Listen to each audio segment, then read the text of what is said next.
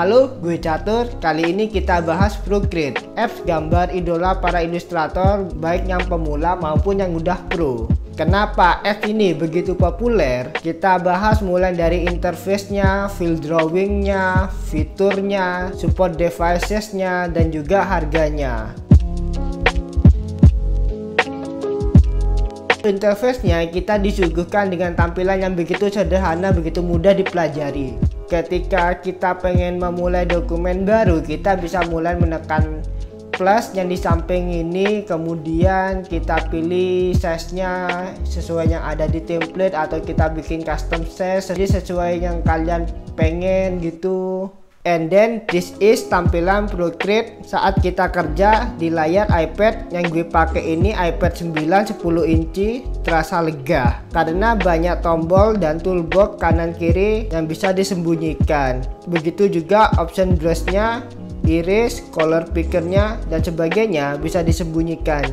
Apps ini fokus kepada keperluan gambar aja. Ini menurut saya untuk field drawingnya ini di apps lain yang nggak bisa lo dapet sih menurut saya, karena secara bawaan, secara defaultnya automatically gitu pertama kali nginstal Procreate ini sudah ada stabilizernya, jadi enak untuk menggambar itu otomatis rapi dan juga bisa bikin geometris dengan menekan tahan juga. Ini praktis menurut saya. Di Procreate ini brush bawaan dari Procreate langsung ini sudah banyak banget pilihannya, dari efek pensil, efek tinta dan berbagai tekstur lainnya juga banyak sih. Kalian bisa cari yang gratis di internet ataupun beli, contohnya di Creative Market itu banyak pilihannya ya. Atau kalian malas ribet cari di internet, kalian bisa customasi atau bikin brush sendiri seperti yang gue kasih contoh ini.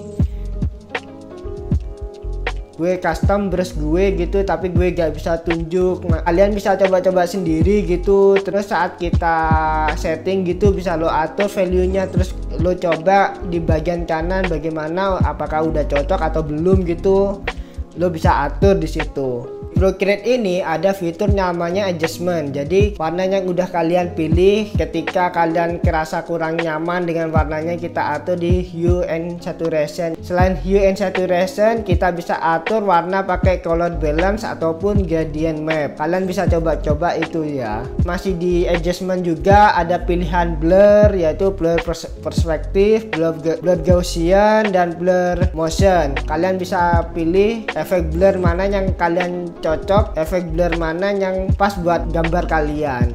Terus ada fitur-fitur adjustment lainnya bisa kalian coba-coba sendiri. Ini fitur-fitur yang menarik, sayang kalau kalian nggak tahu fitur-fitur ini. Oke, untuk fitur animasinya di Procreate ini hanya bisa stop motion. Jadi animasi stop motion itu kayak kita gambar frame by frame, yaitu kalau di film itu dalam 1 detik itu biasanya rata-rata kan ada 30 fps. Kalau 1 detik kita perlu menggambar setidaknya minimal 15 atau 6 lah gitu. 6 lah paling jelek menurut saya. Jadi kita gambar satu persatu, frame by frame, itu konsep stop motion ya. Kalau kalian pengen serius belajar animasi, gue saranin pindah ke desktop pakai Adobe Flash atau Live 2D Cubism, atau bisa juga pakai Toon Boom Harmony. Ini bagus banget buat kalian coba. Selain itu, di Procreate ini ada fitur video time lapse. Jadi ketika kita gambar sama Procreate ini, prosesnya itu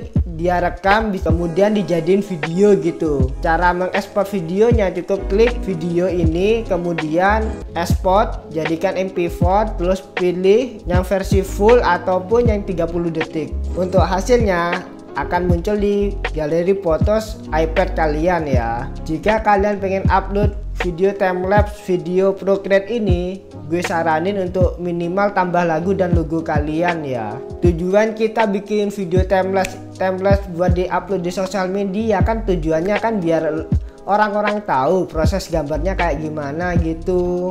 Pastikan video timelapse kalian itu mengeducate teman-teman kalian atau calon-calon klien kalian itu dengan baik. dan tujuannya tercapai gitu. Makanya minimal dikasih logo ataupun lagu biar hasilnya menarik gitu ya. Untuk tips editing video template, gue ada video lain ya, bisa kalian tonton di channel ini. Oke, untuk export filenya di Procreate ini banyak pilihannya. Kalian bisa export dalam bentuk file Procreate itu sendiri yang bisa kalian buka di apps Procreate di iPad orang lain, atau kalian bisa export pakai PSD yang pengen layernya gak hilang gitu, tetap layernya gak merging jadi satu, bisa kalian gunakan PSD ini. Terus selain itu kita bisa export yang versi kompres, yaitu versi JPEG ataupun PNG juga bisa. Animasinya yang kalian bikin stop motion itu bisa kalian export di GIF, MP4 atau HEVC ini.